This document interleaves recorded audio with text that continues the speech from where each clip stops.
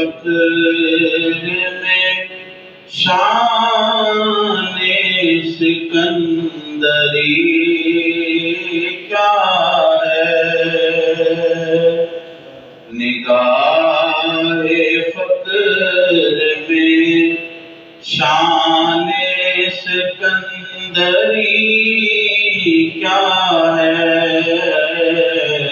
خراج کی جو گدا ہو وہ کیسری کیا ہے، بتوں سے تجھ کو امیدیں خدا سے نا امیدی، مجھے بتا تو صحیح اور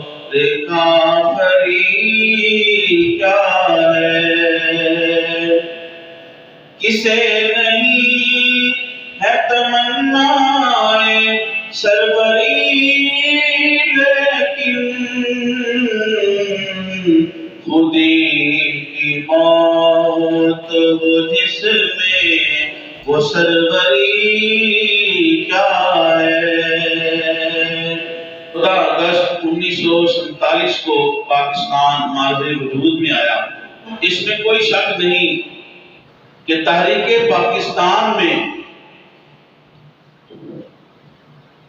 تمام لوگوں نے، ہر طبقہ فکر سے تعلق رکھنے والے انسان، مرد و خواتین، بچے، بوڑھے، جوان، ہر محب وطن نے تحریک پاکستان میں اپنی مالی جانی قربانیاں دی، اپنے ہر استطاعت کے اعتبار سے۔ لیکن چونکہ ہمارا تعلق مسجد اور منبر و محراب سے ہے، دین سے ہے، اس لیے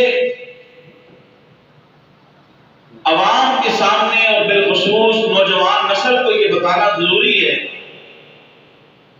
کہ تحریک پاکستان میں علماء اہل سنت اور مشائخ اہل سنت کا کتنا بڑا کردار تھا۔ پاکستان مارد وجود میں آنے سے پہلے جو ہدف تھا وہ انگریزوں سے آزادی حاصل کرنا تھا۔ چنانچہ انگریزوں سے آزادی حاصل کرنے کی تحریک میں سب سے پہلے جس ہستی نے انگریزوں کے خلاف فتویٰ دیا وہ شیر اہل سنت، شہید ملت، علامہ فضل حق خیرآبادی رحمۃ اللہ علیہ کی ذات گرامی ہے۔ اس وقت انگریز اتنے پاورفل تھے، اگر آپ تحریک کا مطالعہ کریں، جو بھی ان کے خلاف بات کرتا، کسی تحریک کے اندر، کام کے اندر ملوث پایا جاتا جو انگریز گورنمنٹ کے خلاف ہوتی، اس کو تہہ نش کر دیا جاتا تھا۔ تو علامہ فضل حق خیرآبادی رحمۃ اللہ علیہ نے انگریزوں کے خلاف آزادی حاصل کرنے کے لیے سب سے پہلے عالم جہاد بلند کیا اور جہاد کا فتویٰ دیا۔ اسی جرم میں علامہ فضل حق خیرآبادی رحمۃ اللہ علیہ کو گرفتار کیا گیا۔ اتفاق سے قاضی عدالت اور گواہ حضرت علامہ فضل حق خیرآبادی رحمۃ اللہ علیہ ان کے معتقد تھے۔ انہوں نے کہا کہ آپ مکر جائیں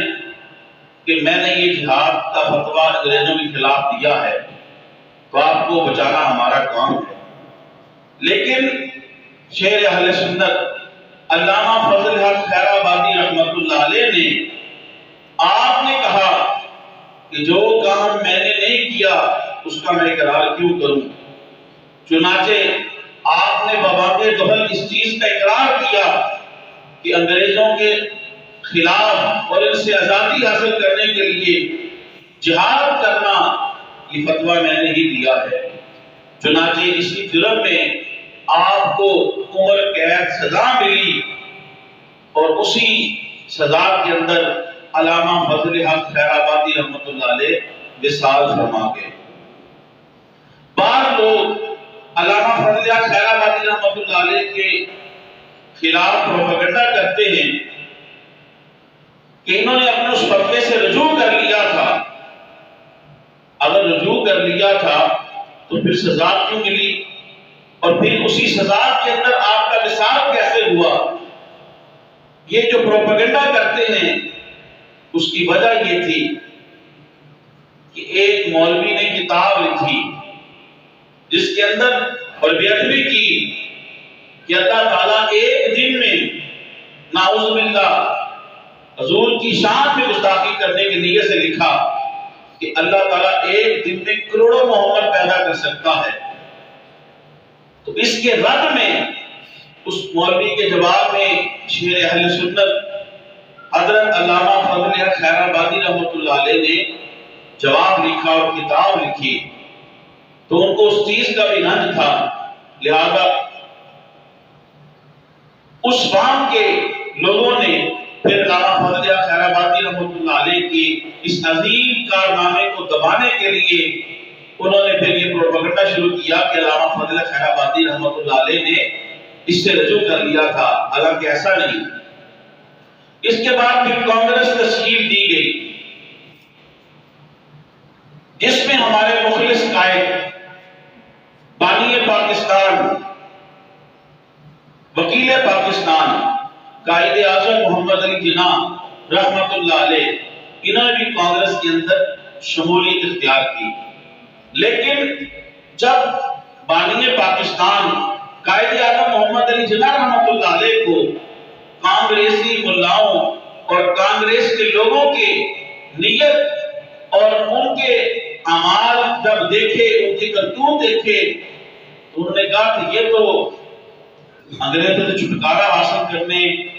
اور علیحدہ علیحدہ دو خطے ہونے کے لیے نہیں ہے، تو پھر آپ نے کانگریس سے علیحدگی اختیار کر لی۔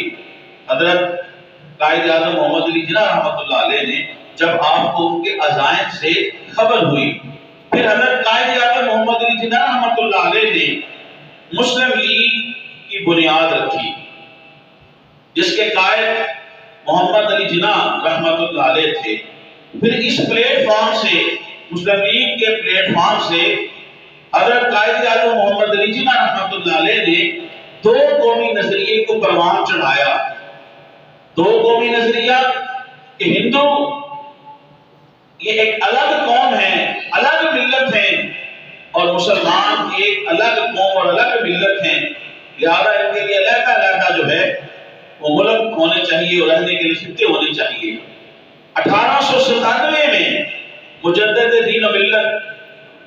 الشاہ احمد رضا خان بریلوی رحمۃ اللہ علیہ جب ہندو مسلم اتحاد ہوتا دیکھا تو پٹنہ کے اندر آپ نے ایک سنی کانفرنس کا انعقاد کیا 1897 میں، جس میں قائد حضرت اعلیٰ حضرت احمد رضا خان بریلوی رحمۃ اللہ علیہ نے رسول اللہ صلی اللہ علیہ وسلم نے یہ فرمان سنایا جس کا مفہوم یہ ہے کہ کفر ایک لگا ملت ہے، چاہے وہ کفر امریکہ کا ہو، چاہے وہ کفر ہندوستان کا ہو، کفر ایک علیحدہ ملت ہے اور مسلمان ایک علیحدہ ملت ہے۔ گویا 1897 میں حضرت الشاہ احمد رضا خان بریلوی رحمۃ اللہ علیہ آپ دو قومی نظریے کو پروان چڑھا رہے ہیں اور تحریک پاکستان کے لیے آپ جدوجہد کر رہے ہیں۔ اسی طرح ہندوستان کے اندر ایک اخبار نکلتا تھا دبدبہ سکندری، 10 جون 1946 کی اشاعت میں دبدبہ سکندری میں لکھا کہ 1897 میں پٹنہ میں سنی کانفرنس منعقد ہوئی جس میں ہزاروں علماء اور مشائخ نے شرکت کی اور یہ کہا اگر مسلم لیگ پاکستان بنانے کے مطالبے سے دستبردار ہو جاتی ہے تو ہزاروں علماء اور مشائخ نے 1897 میں اس عظیم و شان جلسے اور اس کانفرنس میں کہا کہ ہم پھر بھی دو قومی نظریے اور پاکستان کو معرض وجود میں لانے کے مطالبے سے ہم پیچھے نہیں ہٹیں گے۔ تو یہ علماء اہل سنت اور مشائخ اہل سنت کی کاوشیں تھیں جو لوگوں کی ذہن سازی کر رہے تھے۔ کبھی بھی کوئی ایک فرد جو ہے وہ معاشرے کی تقدیر کو نہیں بدل سکتا جب تک کہ معاشرہ اس کا ساتھ نہ دے۔ چنانچہ عوام میں پاکستان اور مسلمان عوام جو ہے ان کی ذہن سازی کرنے میں، ان کی کردار سازی تحریک پاکستان کے لیے اپنی خدمات پیش کرنے کے لیے جو ذہن سازی کی وہ علماء اہل سنت اور مشائخ اہل سنت کا بہت بڑا اس کے اندر کردار ہے۔ اسی طرح مولانا شاہ عبد الرزاق بریلوی رحمۃ اللہ علیہ نے دو قومی نظریے کے لیے پٹنہ میں سنی کانفرنس کی۔ 1966 میں بنارس میں علامہ سید محدث اعظم کچوجوی رحمۃ اللہ علیہ انہوں نے کانفرنس کی۔ 1935 میں پیر سید جماعت علی شاہ صاحب رحمۃ اللہ علیہ ان کی زیر صدارت عظیم و شان سنی کانفرنس منعقد ہوئی۔ 1946 میں اجمیر شریف میں حضرت سید آل رسول دیوان صاحب ان کی زیر صدارت سنی کانفرنس ہوئی۔ 1946 کراچی میں علامہ غلام رسول قادری ان کی زیر صدارت سنی کانفرنس ہوئی۔ تو یہ تو تمام بڑے بڑے جو جلسے ہو رہے تھے علماء اہل سنت اور پیران نظامی جن کے لاکھوں مرید تھے، سینکڑوں مرید تھے، ان کو جلسوں میں بلاتے اور ان کی زیر سازی کرتے کہ ہم نے پاکستان کو بنانا ہے اور تحریک پاکستان کے اندر جو بھی خدمات اگر ضرورت پڑی جانی اور مالی وہ ہم نے پیش کرنی ہے اور وکیل پاکستان، بانی پاکستان قائد اعظم محمد علی جناح رحمۃ اللہ علیہ کا بھرپور ساتھ دینا ہے۔ دیکھیے جس طرح آج آپ کو یہاں پہ میں بتا رہا ہوں کہ علماء اہل سنت اور مشائخ اہل سنت کا تحریک پاکستان میں کیا کردار ہے، اسی طرح ان لوگوں کے آج بھی آپ دیکھ لیں، یہ کوئی ایسی بات نہیں کہ ہم محبت اور عقیدت سے کر رہے ہیں۔ کون نہیں جانتا کہ حضرت پیر سید جماعت علی شاہ صاحب رحمۃ اللہ علیہ کے لاکھوں مرید ہیں؟ کون نہیں جانتا کہ گولڑا شریف پیر میر علی شاہ صاحب رحمۃ اللہ علیہ کے لاکھوں مرید ہیں؟ یہ کوئی جھوٹی باتیں ہیں؟ اور یہ آج کی نہیں، جب سے آپ کی ہستیاں اس دنیا میں تشریف لائیں، لوگوں کو دین کا بتایا۔ اسی طرح حضرت خواجہ قمر الدین سیالوی رحمۃ اللہ علیہ، پیر مانکی شریف، اسی طرح حضرت سید محدث اعظم کچوجوی رحمۃ اللہ علیہ، تو بے شمار نام ہیں جن کے علماء کے ہزاروں معتقدین تھے اور ان کے سینکڑوں ہزاروں مریدین تھے۔ انہوں نے زیر سازی کی کہ ہم نے قائد اعظم محمد علی جناح کا اس کام کے اندر ساتھ دینا ہے، اس کے اندر ہمارے پیسے کی ضرورت پڑے، ہمارے خون کی ضرورت پڑے، جو بھی خدمات ہوں آپ بڑھ چڑھ کر اس کے اندر حصہ لیں۔ جب قائد اعظم محمد علی جناح نے تحریک پاکستان کو عرب کے اندر اور دوسرے ممالک کے اندر متعارف کرانے کی ضرورت پیش آئی، یہ تحریک ہوتی ہے کہ انٹرنلی اندرونی طور پہ تو یہ سارے کام ہو رہے تھے، لیکن خارجہ پالیسی بھی اس وقت قائد اعظم محمد علی جناح نے اپنائی کہ ضرورت پیش آئی کہ دو قومی نظریہ اور تحریک پاکستان کو پاکستان سے باہر دوسرے لوگوں کو بھی بتانا چاہیے کہ اس بات کی ضرورت ہے کہ اب کفر ایک علیحدہ ملت ہے اور مسلمان ایک علیحدہ ملت ہے۔ اس نظریے کو دوسرے ملکوں میں پہنچانے کے لیے آپ نے سوچ و بچار کی تو قائد اعظم محمد علی جناح تاریخ گواہ ہے کہ آپ نے جن دو ہستیوں کا انتخاب کیا الحمدللہ وہ بھی اہل سنت کے اکابر میں سے ہیں۔ ان میں سے ایک نام علامہ حامد بدایونی رحمۃ اللہ علیہ کا ہے اور دوسرا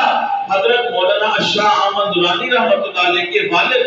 علامہ عبدالعلیم صدیقی میرٹھی رحمۃ اللہ علیہ، ان کا نام نامی اس میں گرامی آتا ہے۔ ان دونوں ہستیوں کو قائد اعظم محمد علی جناح نے منتخب کیا کہ آپ عرب کے اندر اور دوسرے ممالک کے اندر جا کے تحریک پاکستان کے نظریے کو آپ متعارف کرائیں۔ چنانچہ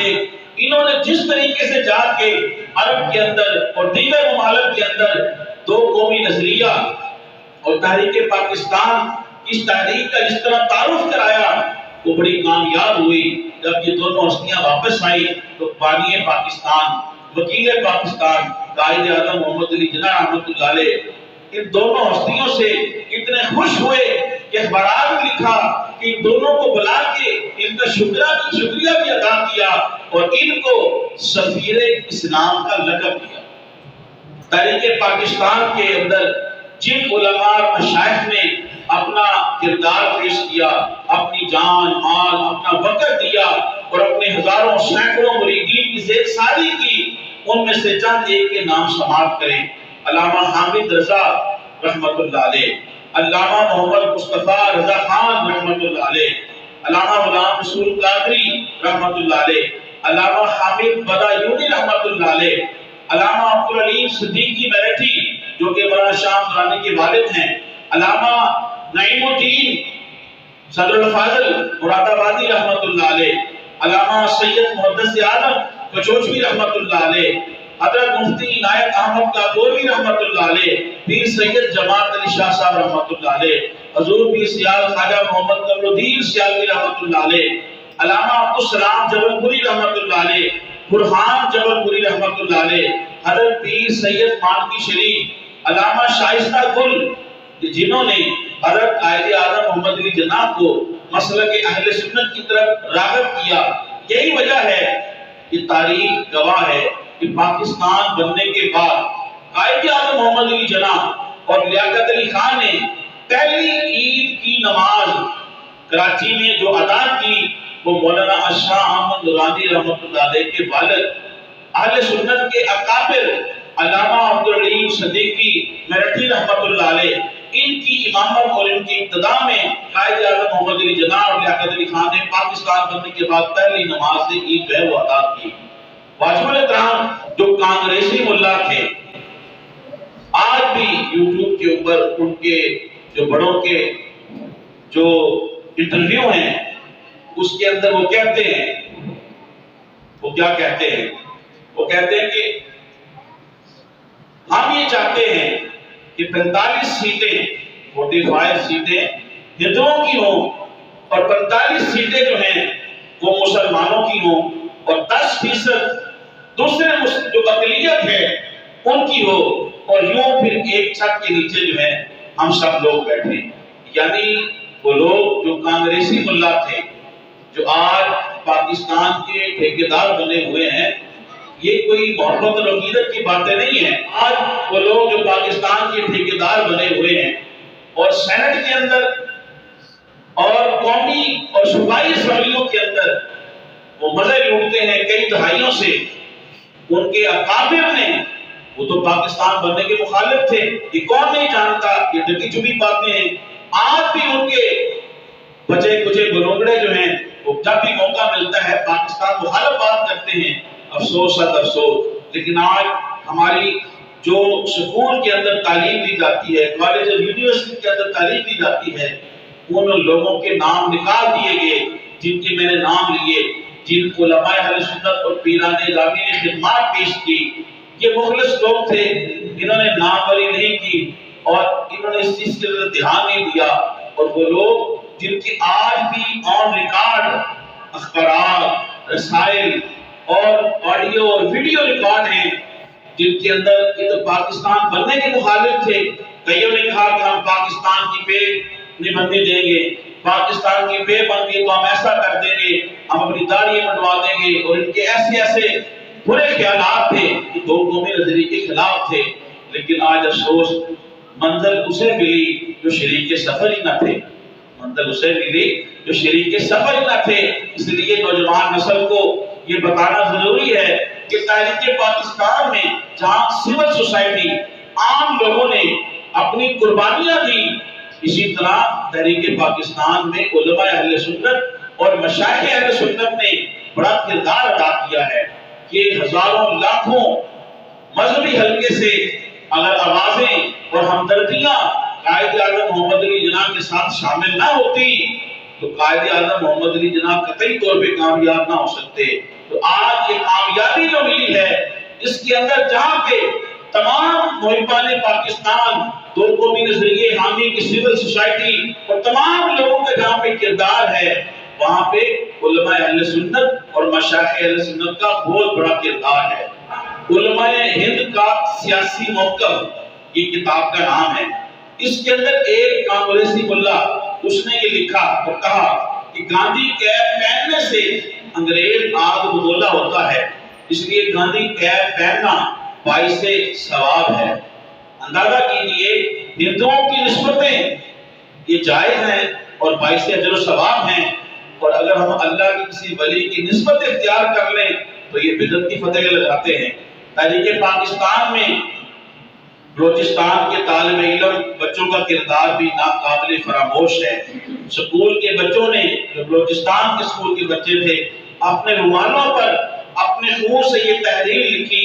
بن کے رہے گا پاکستان، بٹ کے رہے گا ہندوستان۔ یہ تحریر قائد اعظم کو موصول ہوئی۔ لوہاری گیٹ کے قریب لاہور میں واقع مسجد کے ایک امام مولانا محمد بخش یہ دو قومی نظریے پر تقریریں کیا کرتے تھے۔ ایک دن قائد اعظم محمد علی جناح رحمۃ اللہ علیہ نے ان سے کہا، مولانا آپ دو قومی نظریے پہ تقریریں کرتے ہیں، کیا دو قومی نظریے کا ثبوت قرآن سے بھی ہے؟ تو حضرت مولانا امام محمد بخش رحمۃ اللہ علیہ انہوں نے کہا ہاں دو قومی نظریے کا قرآن سے ثبوت ہے۔ میں وہ کہا فرمایا قرآن کی آیت ہے، ما کان ابراہیم یہودی ولا نصرانی ولکن کان حنیفا مسلما، کہ نہ ہم یہودی ہیں نہ ہم عیسائی ہیں لیکن ہم دین ابراہیم کے پیروکار ہیں۔ فرمایا کہ کفر ایک علیحدہ ملت ہے اور مسلمان ایک علیحدہ ملت ہے۔ تو دو قومی نظریے کی پروان اور اس کی آبیاری کے اندر تحریک پاکستان کے اندر جس طرح علماء اہل سنت اور مشائخ اہل سنت نے کردار ادا کیا ہے یہ ناقابل فراموش ہے۔ 1946 میں یہ سرگودا والی سائٹ پہ روانے بہت مشہور تھے اور بڑے اسٹرانگ تھے۔ یہ مسلم لیگ جو دو قومی نظریے کی حامی تھی اور تحریک پاکستان کو لے کے چل رہی تھی اس تحریک کو، وہ اس کے مخالف تھے۔ چنانچہ انہوں نے جو اپنے کینڈیڈیٹ کھڑے کیے وہ مسلم لیگ کے خلاف کھڑے کیے، حالانکہ یہ خواجہ قمر الدین سیالوی رحمۃ اللہ علیہ ان سے ان کا بڑا تعلق تھا، تو انہوں نے بہت زیادہ جو ہے زور ڈالا کہ آپ تحریک پاکستان سے پیچھے ہٹیں اور دو قومی نظریے سے پیچھے ہٹیں، اور دھمکیاں بھی دیں۔ حضرت خواجہ قمر الدین سیالوی رحمۃ اللہ علیہ آپ نے جواب لکھا ہے، آپ نے فرمایا کہ میں نے اللہ تعالیٰ کے 99 نام پڑھے ہیں، اللہ تعالیٰ کے سارے نام پڑھے ہیں، ان کے اندر خضر حیات جوانے کا نام نہیں، یعنی یہ کہا کہ تم خدا نہیں ہو، میں نے خدا کے سب نام پڑھے ہیں، ان کے اندر تمہارا نام نہیں ہے۔ تو جو علماء اہل سنت اور مشائخ اہل سنت ہیں انہوں نے بڑی قربانیاں دی ہیں اور اپنی جو ہے وہ خدمات ہیں وہ پیش کی ہیں پاکستان کے لیے، اور کئی مواقع کے اوپر علماء اور مشائخ اہل سنت نے بڑی بڑی کانفرنس منعقد کی اور یہ بتایا کہ اگر قائد اعظم محمد علی جناح خدا نہ خواستہ دو قومی نظریے اور تحریک پاکستان کے مطالبے سے پیچھے ہٹتے ہیں تو ہم پھر بھی جو ہے دو قومی نظریے اور تحریک پاکستان کے ہم مطالبے سے،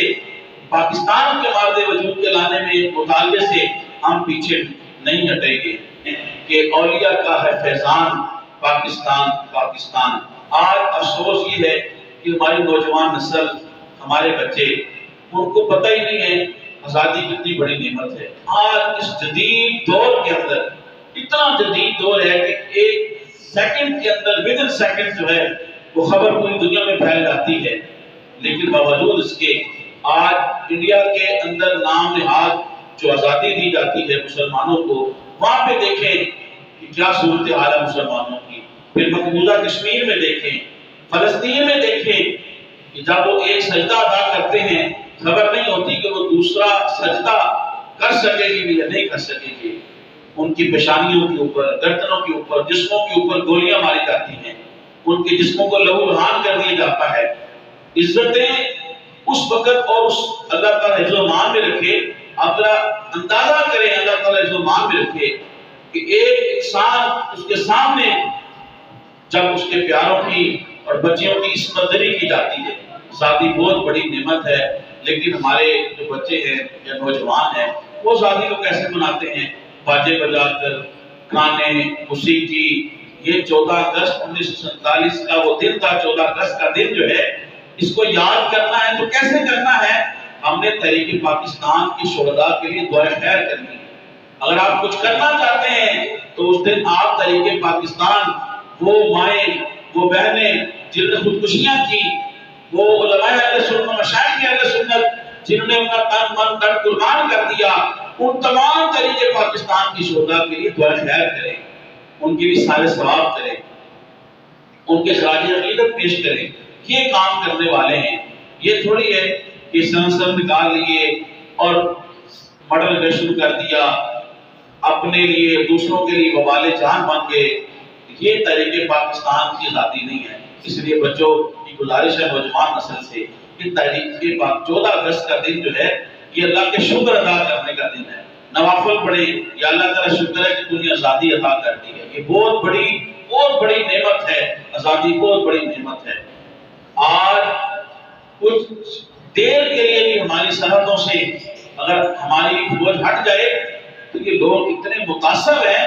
کہ ہمیں 1 منٹ کی سکون کا سانس لینے کے لیے راضی نہیں ہے کہ ہم 1 منٹ کی سکون سے سانس لے سکیں ہمارے جو دشمن ہیں۔ تو یہ اللہ تعالیٰ کا شکر ہے کہ اللہ نے ہمیں آزادی دی ہے اور ہمیں ایک ایٹمی ملک بنا دیا ہے، تو اس کا شکر ادا کریں، اللہ کا نوافل پڑھیں۔ تو 14 اگست نوافل پڑھنے کا دن ہے، اللہ کے شکر کا دن ہے۔ ان تحریک پاکستان کی شہداء کو خراج عقیدت، ان کے لیے دعاؤں کا دن ہے، نہ کہ باجے بجانا، نہ واہیاتی کرنا اور موسیقی کی محفل سجانا، رقص و سرود کی محفل سجانا اور اللہ اس کے رسول کی نافرمانی کرنا، دین کی نافرمانی، قانون کی نافرمانی۔ تو یہ سب کام یہ 14 اگست کرنے والے نہیں ہیں نوجوانوں۔ 14 اگست اللہ اس کے رسول کا شکر ادا کرنے کا دن ہے، اور ان لوگوں کو خراج عقیدت پیش کرو کہ جنہوں نے اپنے گھر کو چھوڑ دیا، مال کی قربانی دی، اپنی جانوں کی قربانی دی، انہوں نے پاکستان کو مال سے وجود میں لایا۔ جس طرح ٹرینیں اور بسیں بھر بھر کے لاشوں کی آتی، جسم کٹے ہوئے آتے تھے، اگر تحریک پاک پڑھنا ہی چھوڑ دیا ہماری نوجوان نسل نے، موبائل میں گوگل کھول کے دیکھ لیں کہ تحریک پاکستان کے اندر جو ہے وہ کیسی آپ کو تحریروں کے اندر منظر کشی ملے گی۔ انسان کے رونگٹے کھڑے ہو جاتے ہیں، خواتین کے اعضاء کاٹ دیے گئے، مردوں کے کسی کا ہاتھ ہے تو کسی کا پاؤں نہیں، کسی کی آنکھ ہے تو کسی کا ناک نہیں، مسلح کر دیا لاشوں کو، بڑی بے دردی کے ساتھ ظلم و ستم ہوئے۔ تو لہذا یہ ان کو ثواب پہنچانے کا دن ہے کہ جنہوں نے قربانیاں دی ہیں، نہ یہ کہ یہ واہیاتی کرنے اور بے حیائی کرنے، اللہ اور اس کے رسول کی نافرمانی کرنے کا دن ہے۔ یہ تو اللہ کے شکر ادا کرنے کا دن ہے۔ اللہ تعالیٰ کا شکر ہے کہ اللہ تعالیٰ نے ہمیں مسلمان پیدا کیا، پاکستان ایک آزاد مملکت کے اندر پیدا کیا۔ اللہ تعالیٰ پاکستان کی خیر فرمائے۔